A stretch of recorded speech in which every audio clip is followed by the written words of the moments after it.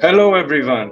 The PR and Branding Committee welcomes you to a brand new episode of SIMSR Radio.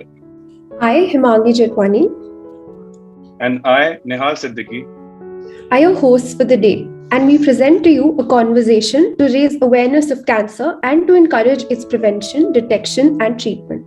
National Cancer Awareness Day is observed on the 7th of November to coincide with the birth anniversary of the Nobel Prize winning scientist Madame Curie, known for her contribution to the development of nuclear energy and radiotherapy for treating cancer.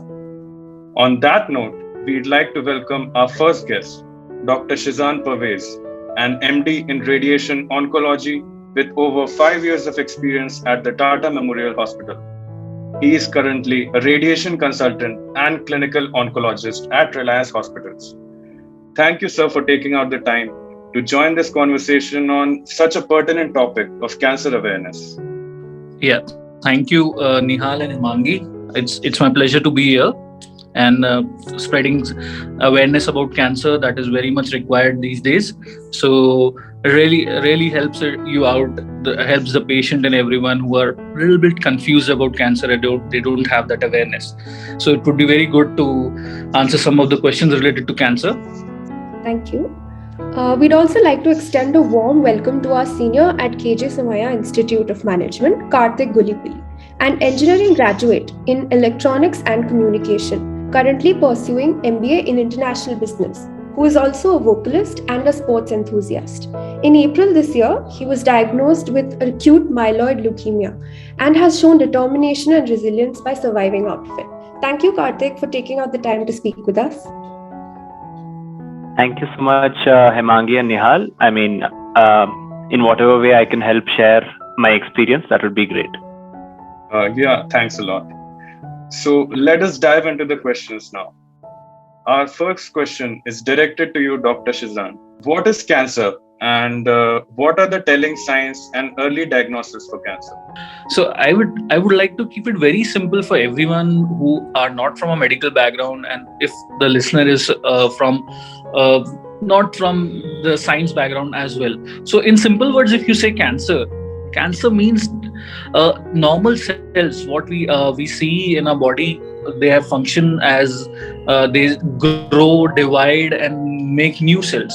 And then after some time, the cell gets cell death occurs. Means once it's finished the work in the body, then the new cells come in and the death occurs. For a cell death occurs.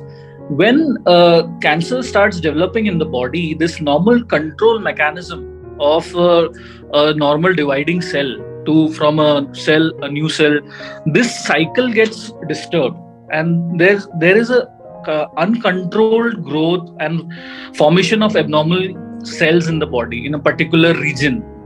Then this mass of abnormal cells is known as a tumor, and in a broad term we call it as cancer.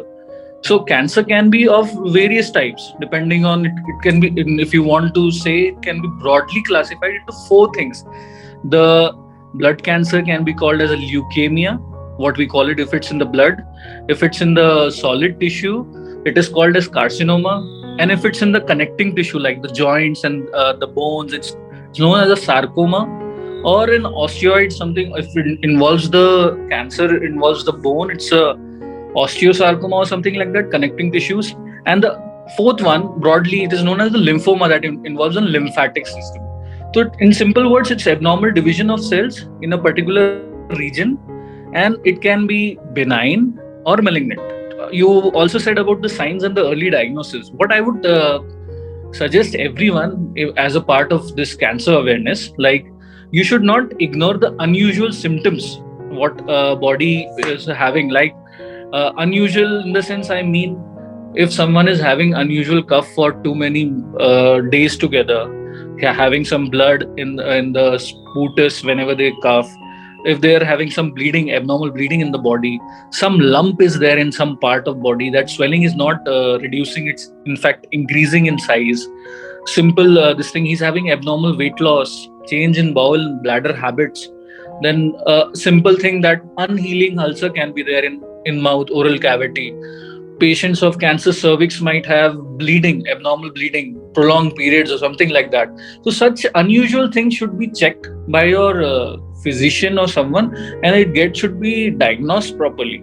See, awareness is this is most important, because simple tests like even a chest x-ray scan, a CT scan, or simple biopsy can get you diagnosed.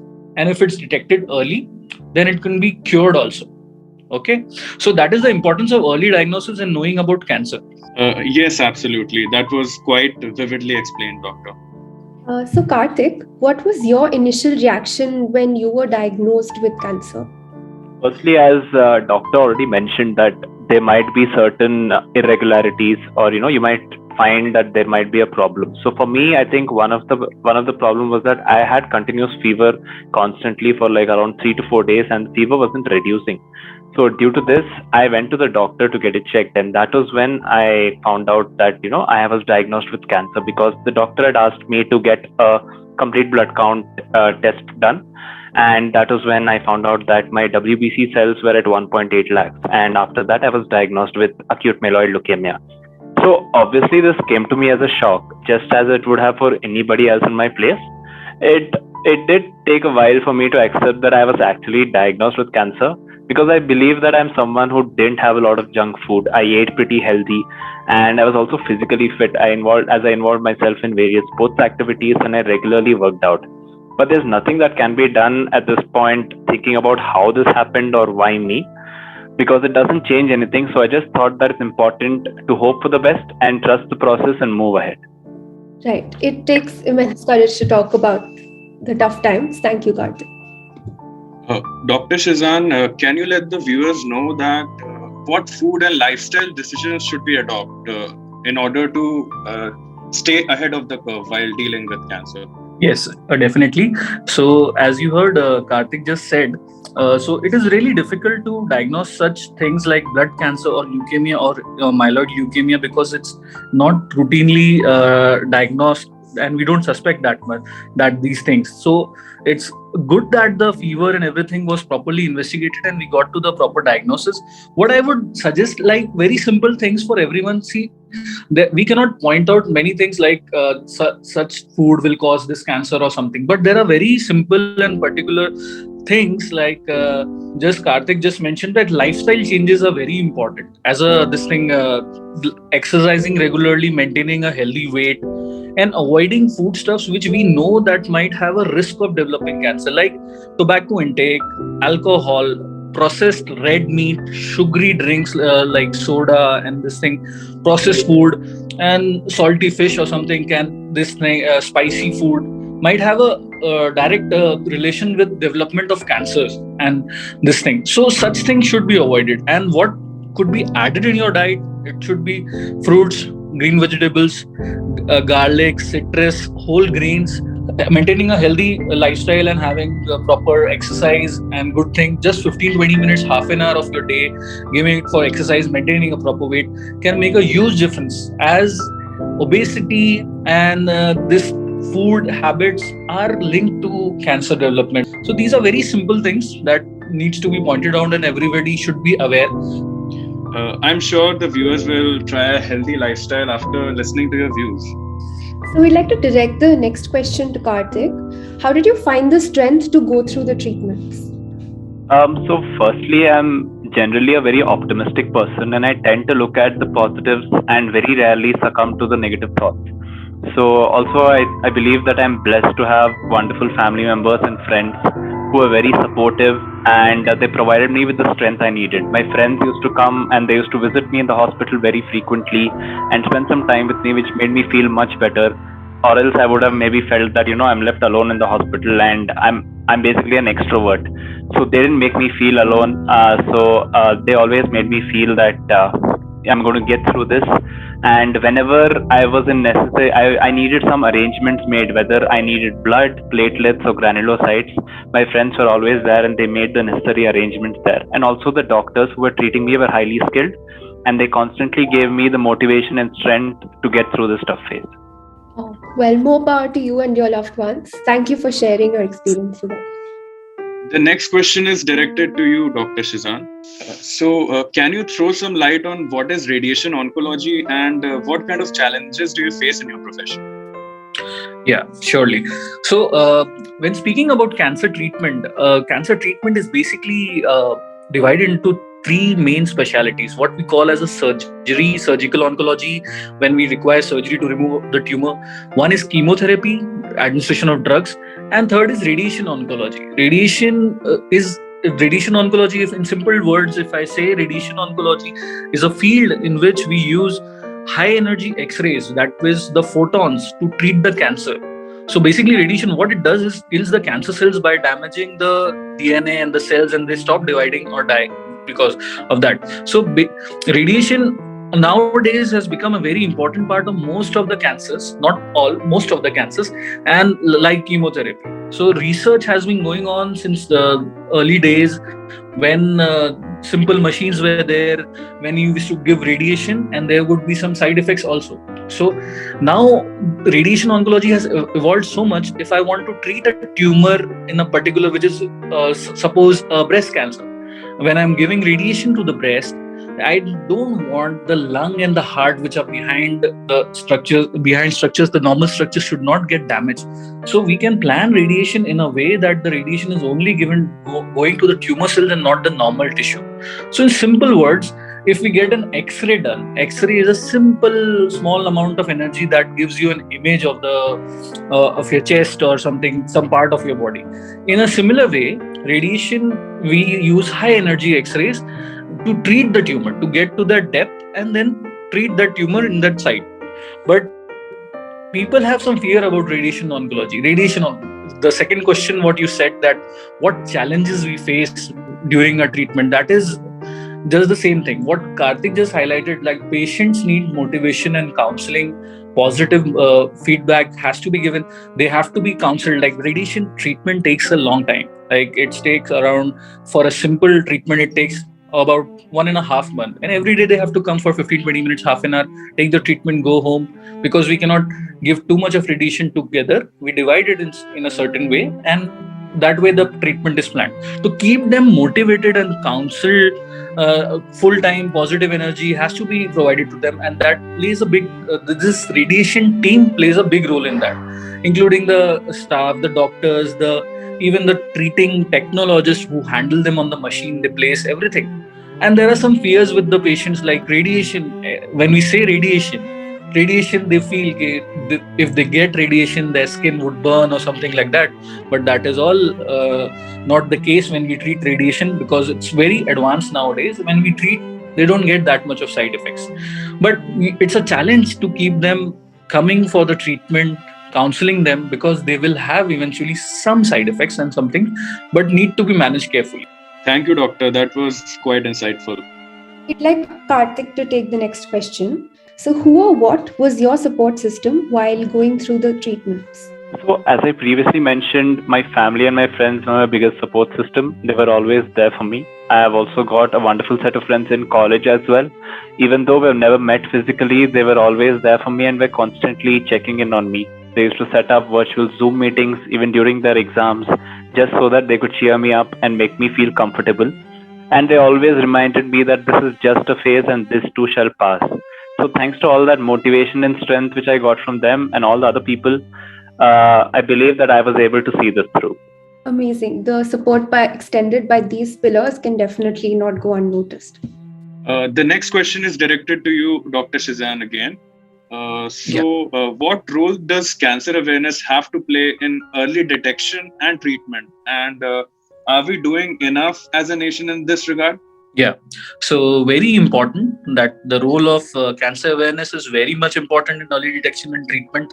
If you see, first of all, the problem with our nation is most of the people are coming from the rural background. The urban society is very much aware of most of the things like cancer and everything. People don't know about cancer.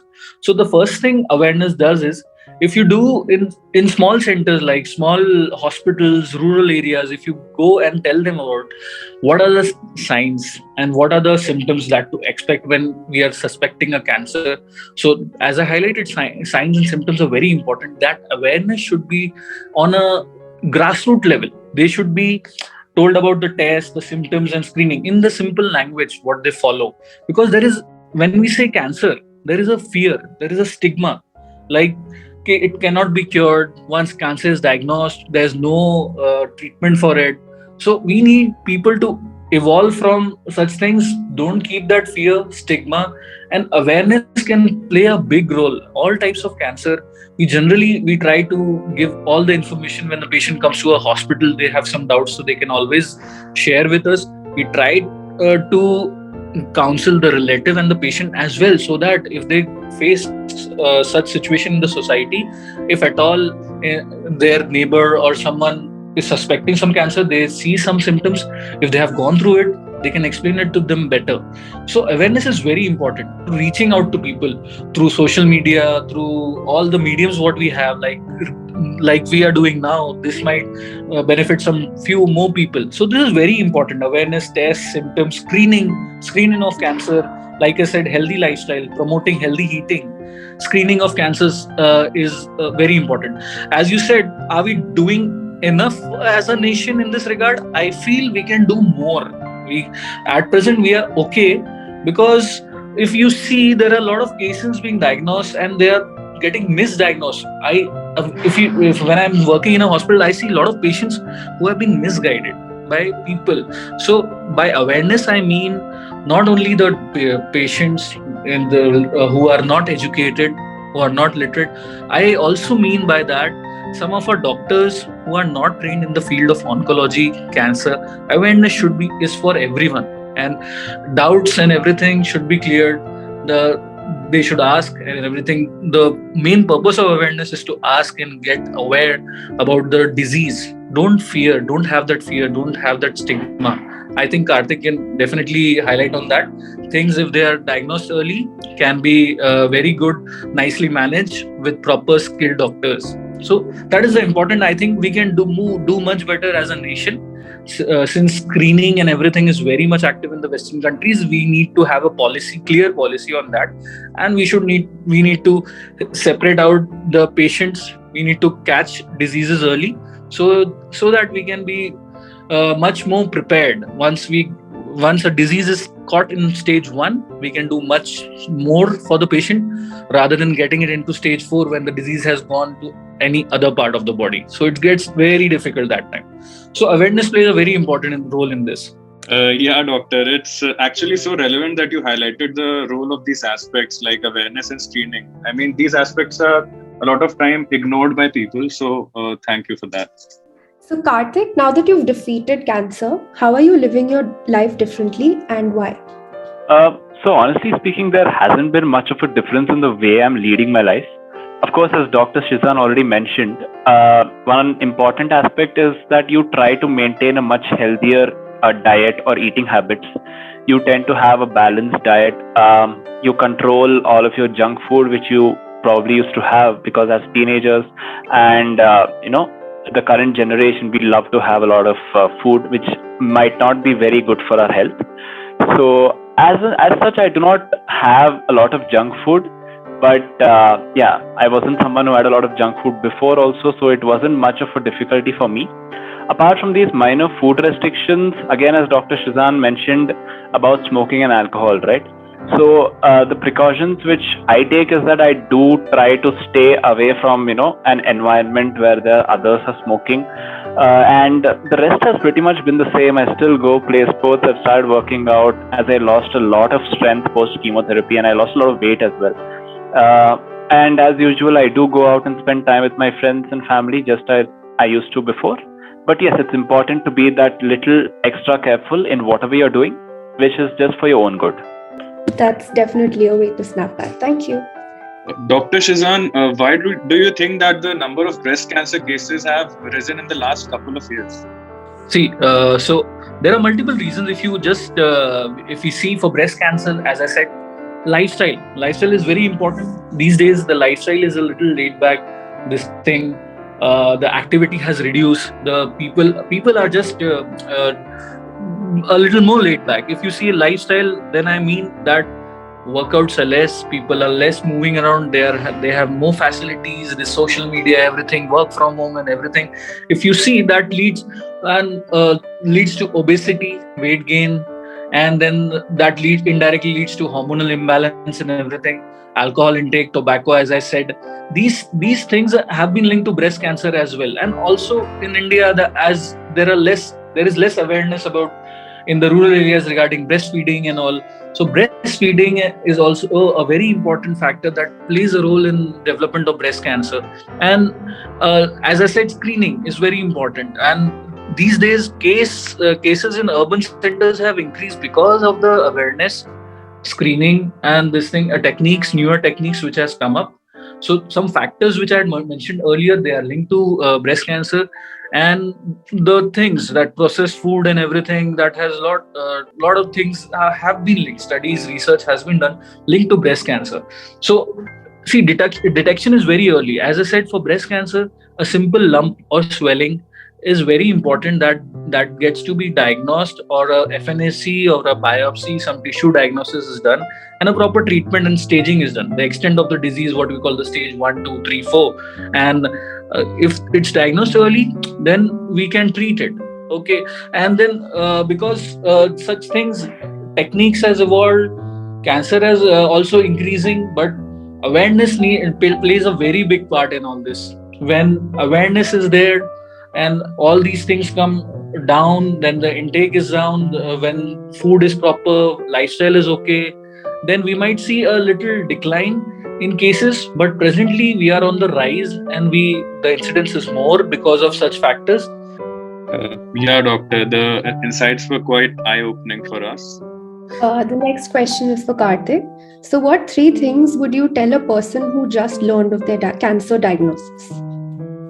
So the first thing would be that, as doctor already mentioned, you shouldn't panic or feel like something unfair has happened to you, because if that negativity tends to kick in, then it becomes all the more difficult for you to get through this process. So mindset is something that plays a major role in such situations, and the more you're mentally prepared, the more mentally strong you are, the easier it gets. The second thing again is what doctor mentioned about awareness, right? And how they can talk to someone who went through a similar situation and who is now out of it. Basically gives you that little more comfort, because you know that someone who was in a similar situation a few months or years back is now fine, right? So this helps you to gather yourself together and be prepared for what's coming your way. The third thing would be to get adequate amount of rest, especially during your treatment. It's very important, because the more rest you get, the better it is for your body. It's also important to stay calm and not stress yourself, and do what makes you happy. Maybe you can watch a movie, you can play some games, you can read a book. Just wherever you find your comfort, you can do that, and just stay happy, so that this phase is going to pass, and the person would be fine soon. That's definitely something to make note of. Thank you. Karthik, the strength and optimism that you've shown is truly inspirational. You are a living example of what can be achieved by unrestrained willpower. And thank you, Dr. Shizan, for sharing your valuable insights. You are a testimony to how one can selflessly render medical services and positively impact people's lives.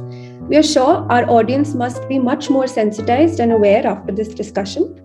This is SIMSR Radio signing off. Stay tuned for further episodes.